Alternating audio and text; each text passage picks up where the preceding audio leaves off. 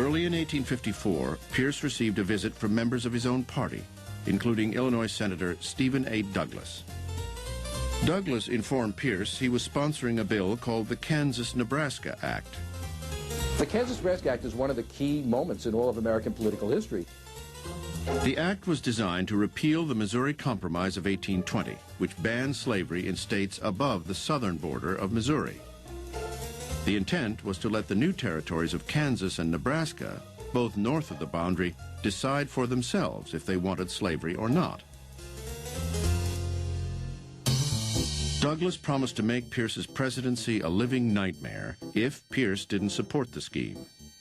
The president should have said, no, you're opening a can of worms, a hornet's nest. But no, Pierce is weak, Pierce can be bullied, and Douglas forces him basically to say, okay, the administration will support this. And so Pierce basically caved into them.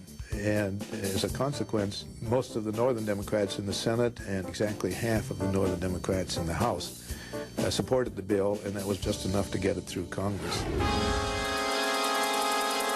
Anti-slavery groups in the North just went berserk over this bill. They went ballistic. Among the outraged was a little-known politician from Illinois, Abraham Lincoln.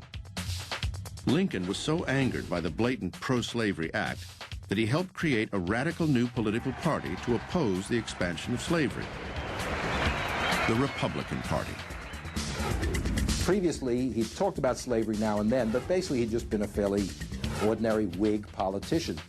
The Kansas-Nebraska Act brings Lincoln back into politics, and it brings him into politics as a spokesman against the expansion of slavery. It galvanizes Lincoln. Meanwhile, in the Kansas Territory, anti- and pro-slavery settlers were literally fighting it out. On May 21st, 1856, pro-slavery forces burned the abolitionist stronghold of Lawrence, Kansas, down to the ground.